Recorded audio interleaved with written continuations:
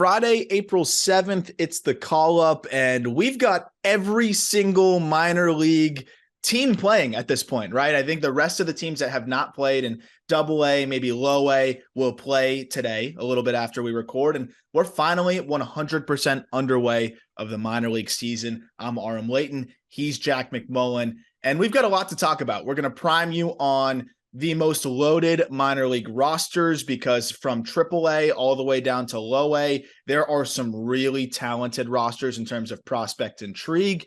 And then also we're going to recap kind of this first time around the rotation, right? We got a chance to see some of those struggling aces, so to speak, that we talked about in the last episode really bounce back in a nice way. And we also have a Grayson Rodriguez debut. It's amazing how much can change between one episode, Jack.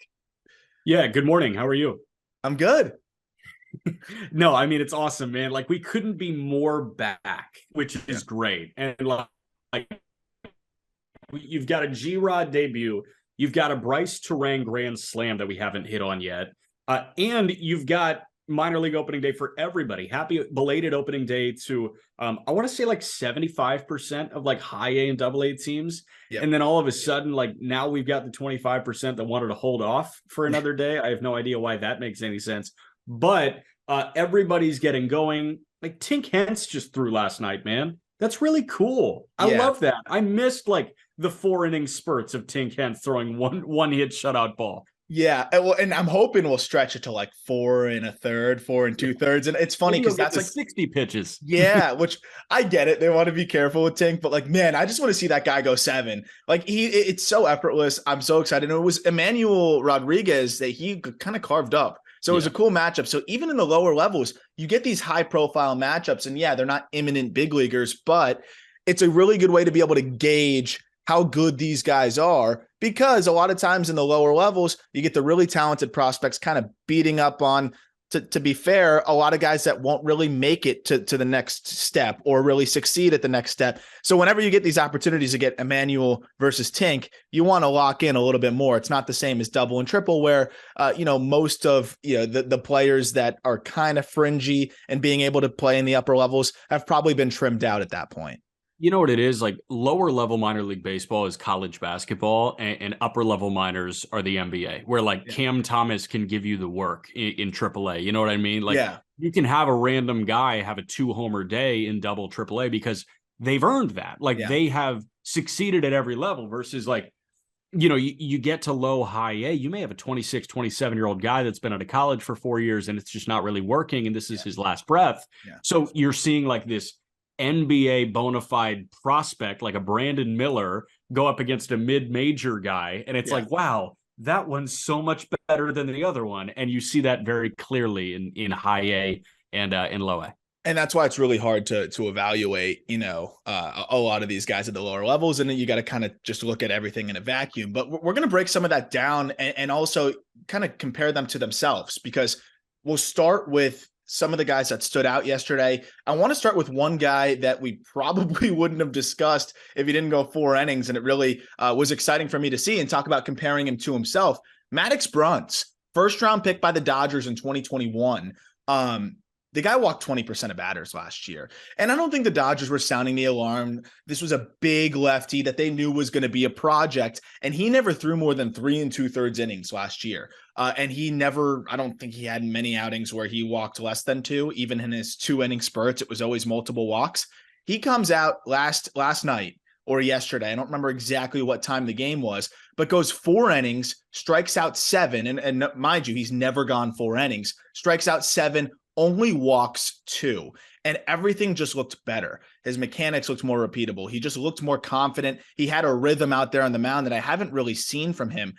That was just awesome to see because, of course, it's the Dodgers and it's like, oh, are they going to do this again? But in a nutshell, it's just cool to see a young lefty out of high school that really struggled the year before get off to the start that he got to this season. I'm really interested now to follow and see how he continues to build off of that, because we know when the Dodgers take a high school pitcher that has the kind of stuff that Bruns has, they clearly saw something, and it might be them finally kind of getting through to him now and getting him to kind of get right. Well, and think about the Dodgers situation, right? I mean, we talk about, how they are a constant factory and like, oh, Urias is in the last year of his control, so he may hit the open market. I bet they re-up with Julio Urias. That guy just feels like a Dodger for his entire career. But you've got, Kershaw nearing the end of his career right now. Gonsolin, how many years is he going to be good? Dustin May looks like he is the future, front runner in that rotation. So if you've got a front three next year of Walker Buehler, who I do believe is entering a contract year next year, Julio Urias and Dustin May, you got to find two more spots. As of right now, it looks like Bobby Miller and Gavin Stone. Yeah. It probably looks like Pepio as some depth. But then after that, like, where's the depth? Who's the next phase? So much. Exactly. Yeah. Who's the next phase? Maddox Bruns can be part of the next phase. Emmett Sheehan can be part of that next phase, who you sent me, and he looked gross. You can also think about this Dodger season in a vacuum. 2023, we expect them to have a tighter race for that division than in recent years. They're not going to run away with it. So what do you do when you are in a tight division race? You make trades to go get really good players. How do you make trades to go get really good players? You have prospects that are a surplus. Yeah. And if Bruns is really good and you feel like he doesn't factor into the long-term plans, Andrew Friedman can make Maddox Bruns a headliner to go get an outfielder if Trace Thompson doesn't have any more 3-homer games. Yeah. And that's the crazy thing, because whether they get him kind of rolling into this rhythm where all of a sudden, here's how it works too. When a lefty looks like Maddox Bruns, with the stuff that he has, and he starts to throw strikes and he's in the Dodgers org, you're going to see this guy fly up the prospect ranking. So that's something to monitor here. And all of a sudden, that'll be a guy that a lot of teams, anytime the Dodgers are talking trades or things like that, that's going to be one of the names that's floated if he can continue to, prove that he is that dude that they drafted in the first round. Staying on the Dodgers kind of theme here, Gavin Stone, big bounce back. I watched this start probably more closely than any other start yesterday. And what stood out to me was that he honestly just had a lot more, 2 days ago now, right? It would have been. It seemed like he just had a lot more confidence in his stuff. What was interesting though, is that he saw the fastball velocity kind of dip down a little bit as the start went on, but he still was incredibly effective and didn't really have any issues. 5 innings, 3 hits, 1 run, no walks, 5 Ks. That'll play. But we saw him kind of sit 94, 95 last year. He was a lot of 94, 95 in the first inning or two, and then started to drop down towards 91. That's something to monitor. They didn't seem like it was an issue for him because the changeup was so good that he can be effective at the low 90s. But again, something to watch because there was more 91s than 95s. That said, it was nice to see him, just be more effective in terms of throwing strikes. He did fall behind hitters a little bit more than I'd like to see, but didn't walk anybody, battled back every single time. So maybe the next start will be that next phase where then he's getting ahead of guys more. The changeup was fantastic. That was what was clear. He had 11 swinging strikes on the changeup. Looks like Gavin Stone is, kind of settling back in after that somewhat rough first start, but the velocity thing is something to monitor. Yeah, and you hope his stuff gets jumpier. And I think that, with velo down, the stuff looked a little bit more subdued and just overall flat. And it could have been the camera angle. Again, some of these camera angles, some of these center field cameras are doing some teams a disservice. I mean, hell, dude, I just called a couple games in Louisville where I didn't even have a center field camera. So, it could be deceiving from the camera, but, it looked a little less lively than it did last year. And that's a teensy bit concerning, but you also have to remember that, we're in start number 2 on the season, and it was cold as hell in Vegas. When does it get cold in Vegas? Only for Gavin Stone starts. Yeah. Well, and again, that might have been what and probably got colder as the night went on, obviously. Mm-hmm. And that could have easily been what resulted in the velo dropping a little bit. Yeah. One last Dodger guy that I want to hit on. Happy opening day to the high A affiliate, the Great Lakes Loons. Happy opening day to opening day starter Ronan Kopp. And Kopp has been my underground, indie rock pick as a sleeper. His numbers in low A last year were utterly insane. I mean, this guy was punching out everybody in sight. He threw just over 60 innings. So if you're looking for something to do at 6:05 tonight, I would pop on MILB TV and watch Ronan Kopp. I'm looking forward to doing that. And then also one last Dodger guy before we move on to a few more arms real quick and then get into those top rosters.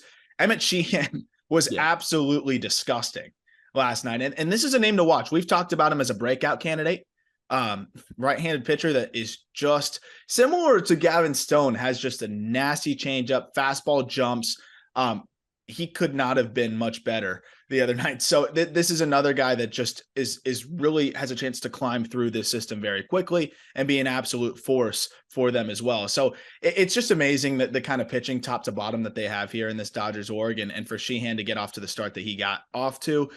Really exciting for what they have kind of building over there from top to bottom in that system. Do you have the exact stat line in front of you? I texted you to go pull it up like the last night.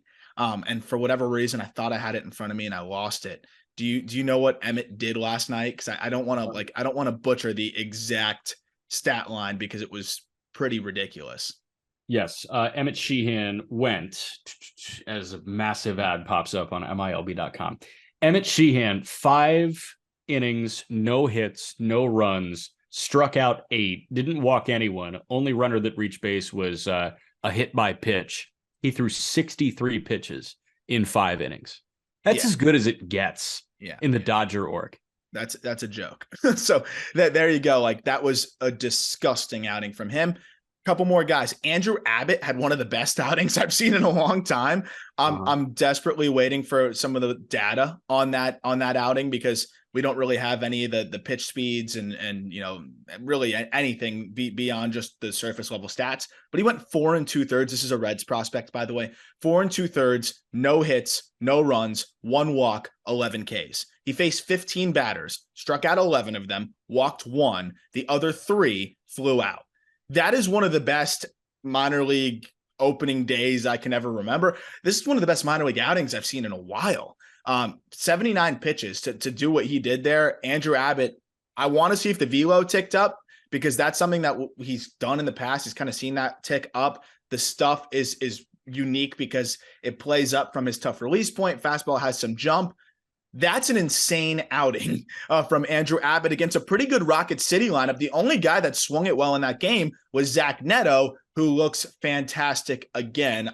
Zach Neto is going to be playing big league shortstop for the Angels this year. I'm already saying that after spring training and the first game that we saw from him in Double-A. Like, he's going to find his way up there. Can I give you the take of all takes? Yes. Zach Neto starts at shortstop in a wild card game. I love it. I actually think that's facts. I 100% think that's going to happen. Gavin Williams of the Guardians, fantastic start for him against a pretty good Erie lineup. That's Detroit's Double-A. 4 1/3, 2 hits, no runs, 1 walk, 9 Ks. We know that guy can pitch. How about Logan Allen? I think it was in a piggyback, 4 2/3, 1 hit, no runs, 1 walk, 5 Ks. And then wrapping up with Taj Bradley, who we do have some data on. Bradley looked way better. What's interesting though, Jack, I don't know if there was something that, he was dealing with ailment wise. I don't want to speculate there, but it is interesting how the Rays are keeping Taj on a very, very short leash.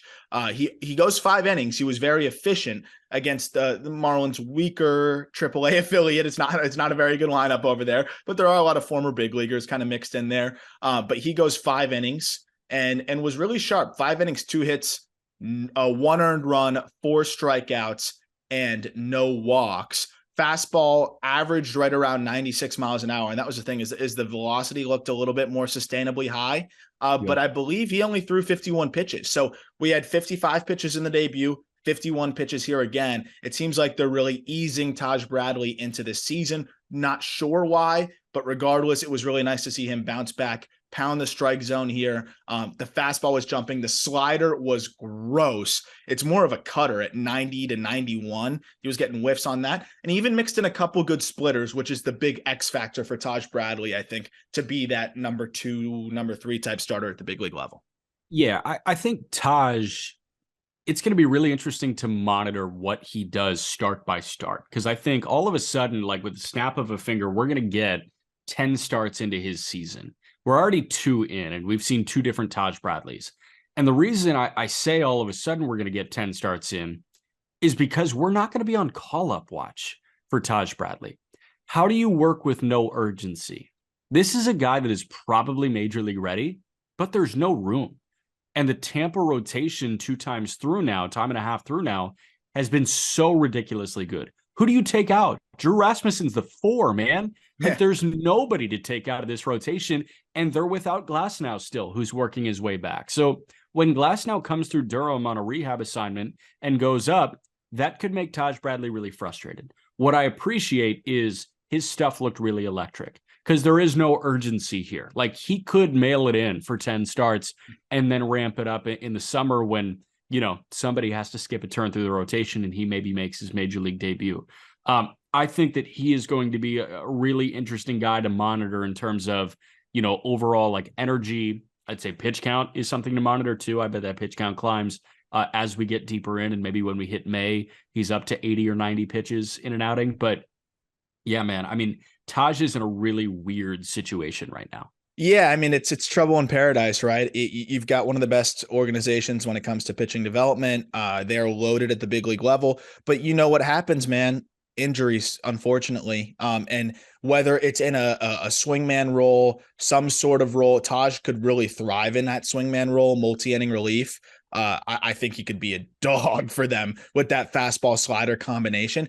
I do think that might be playing a part in why they're pacing him to start the year, because if you keep him at like 40, 50, he's doing 50 pitches right now. That's like half a start, really. So if they're pacing him here, that might be with a big league call up at the end of the year in mind, because if you're going to the playoffs, Taj Bradley's better than one of your filler bullpen arms, even though the Rays don't have many filler bullpen arms, but every team does. Taj Bradley elevates you, also helps you when you go into those 15 inning, extra inning playoff games where you want to stretch somebody out for 3-4. He can do that for you.